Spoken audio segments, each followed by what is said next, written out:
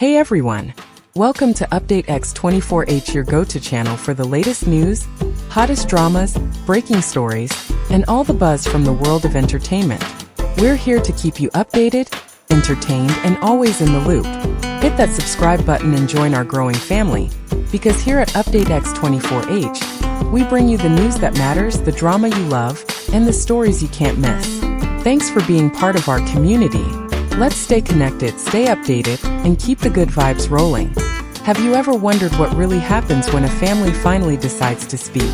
Not to protect their fame, not to sell a movie, but to protect a person's heart? Tonight, the man stepping into the spotlight is not a star, not a manager, not a lawyer. It is Yulong's father. And the shocking truth he reveals about his daughter-in-law, actress Yang Mei Mei, is not a scandal, but something far more powerful. Stay with me because what he says may completely change the way you look at celebrity marriages, fan culture, and the price of fame. The channel where we go beyond headlines and explore the stories, emotions, and lessons hidden behind every trending name.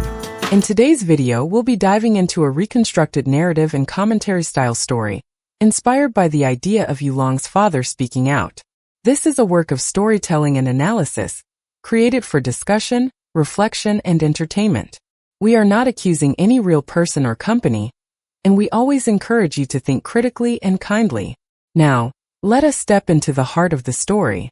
For years he had been a background figure in photographs and family stories, the man walking 3 steps behind his famous son, the quiet presence at the edge of red carpets, the one holding the coat while cameras chased someone else.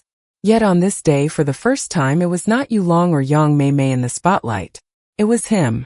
There was no dramatic entrance, no thunderous applause. He simply walked to the chair prepared for him, adjusted the microphone with slightly unsteady hands, and lifted his gaze to meet a wall of lenses and expectant faces. The studio lights were bright, but not brighter than the questions hanging in the air. Why now?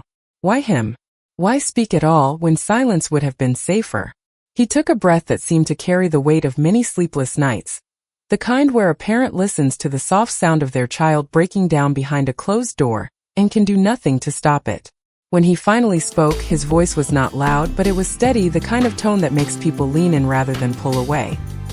He did not start with accusations or dramatic declarations. Instead, he began with a simple line that cut through the room. I have watched my family be discussed by people who have never shared a meal with us. The words were calm, but behind them was a quiet ache. He explained that he had stayed out of the conversation for as long as he could, hoping that rumors would fade, and that the public would grow tired of turning his son's marriage into a spectacle. But they had not. Each headline had grown sharper, each comment more personal, until it was no longer just about a celebrity couple, but about 2 human beings he loved. In that moment, it became clear that this was not a performance. This was not a carefully crafted media move. This was a father stepping out of the safety of obscurity, choosing, however reluctantly, to stand between his family and a world that believed it knew them. For a long time, the world had been invited to see only one version of Yang Mei Mei. The edited clips, the glossy photographs, the rumors repeated until they hardened into labels. Ambitious, calculating, distant. The father did not argue with those words directly. Instead, he began to gently peel them away by offering a quieter, unregistered history, one that had never been filmed or written down. He spoke of the first evening she visited their home, arriving with a small box of fruit rather than an expensive gift, apologizing for coming late because she had stayed behind on set to help a junior staff member rehearse lines. There was no audience for that kindness, no brand partnership attached to it. It was simply how she moved through the world when nobody was looking. He recalled the way she sat beside his wife, not trying to impress, not trying to dominate the conversation, simply listening and asking simple, sincere questions about her health and her hobbies. When his wife grew weaker, it was often Yang Mei Mei who noticed first, suggesting they end the evening early, offering her arm without making a fuss. The father described waking up one winter morning to find the kitchen already warm, the smell of congee filling the air. She had let herself in quietly so as not to disturb anyone, cooked for his wife, and then started washing dishes as if she were tidying her own parents' home. He did not call her perfect. He called her human, someone who could be hurt by words she pretended not to see, who could be strong in public and still cry in the car on the way back. When he said that he chose to call her his daughter, not just his son's wife, it was not a sentimental phrase for the cameras. It was a statement that beneath the noise of gossip, there existed a relationship built on small, steadfast acts of care. The kind of love story that almost never makes the headlines, but quietly holds a family together.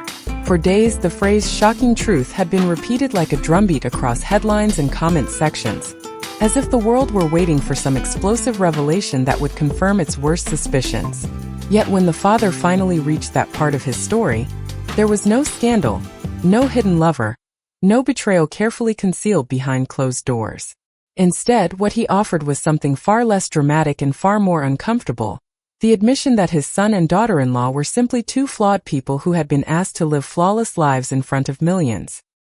He spoke quietly of the nights when they stopped speaking, not because they no longer cared, but because they were both too tired to find the right words. The arguments that began not with cruelty but with exhaustion. The days when they avoided looking at their phones, knowing that a single trending topic could turn a minor misunderstanding into a national spectacle. When the distance between them grew, it was not a sudden collapse. It was a series of small moments where fear, pride, and external pressure spoke louder than love.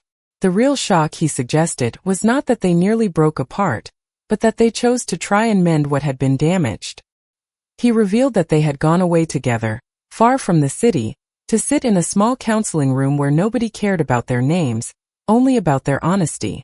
They learned how to listen without defending, how to apologize without cameras, how to rebuild trust without an audience. At home, they made a rule that no hateful comment would be read aloud, that their living room would not become an extension of the internet. In the end, the truth he exposed was simple and disarming: that resilience, humility, and the decision to repair are far more shocking, in this world, than any manufactured scandal.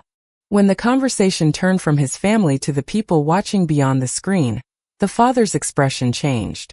There was no anger in his eyes, only a tired disappointment, the kind that comes from seeing how easily words can wound when they are thrown carelessly into the void.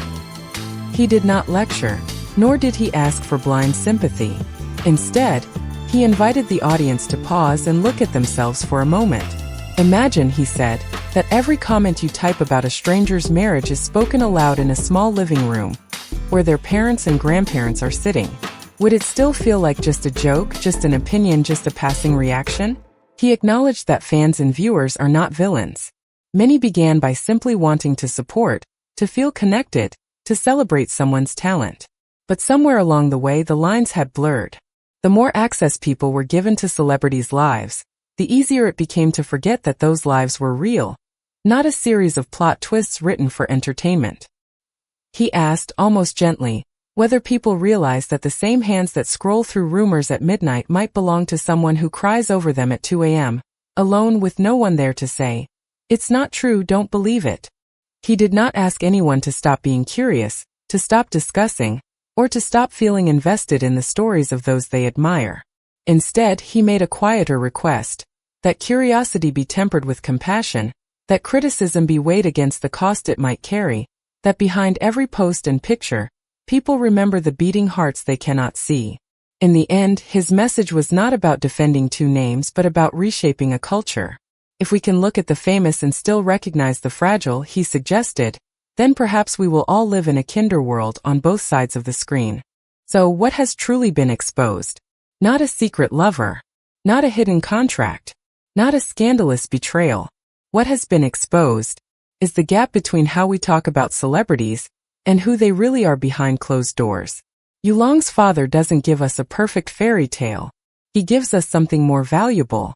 A reminder that fame does not erase humanity, and that even in an industry built on appearances, there are still people fighting quietly for love, dignity, and kindness.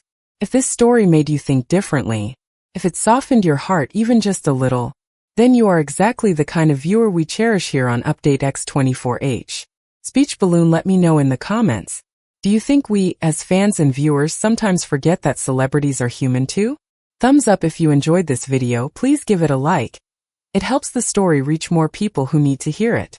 Bell, and if you want more thoughtful storytelling, emotional analysis, and human-focused drama from the world of entertainment, Don't forget to subscribe to Update X24H and turn on the notification bell so you never miss our next episode. Thank you for watching, for feeling, and for thinking with us today. See you in the next video.